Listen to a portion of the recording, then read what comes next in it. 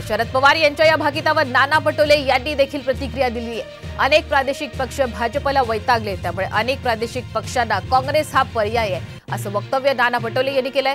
तर शरद पवार यांनी फक्त काँग्रेस पक्ष श्रेष्ठींचा सन्मान करावा असा टोला सुद्धा नाना पटोलेंनी लगावलाय।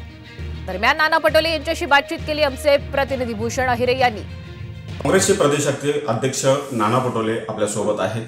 सर, काय सांगाल?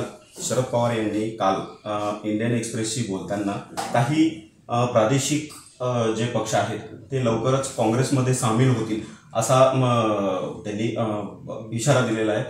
काय सांगाल? मदादत्ता राहुलजी पुण्याला आले होते, त्याच वेळेस त्यांनी मला सांगितलं होतं की अनेक देशातले पक्ष आहेत ते या भाजपमुळे त्रासलेले आहेत आणि त्यामुळे काँग्रेसच हा एक पर्याय आहे असं अनेक प्रादेशिक पक्षाला वाटते। त्याच्या आधारावर पवारसाहेबांनी बोललेच नाही। पण राष्ट्रवादी काँग्रेस म्हणजेच शरद पवार गट हा जर आपल्यामध्ये सामील झाला तर आपली काय प्रतिक्रिया असणार आहे? आपला काय त्यामध्ये रोल असणार आहे?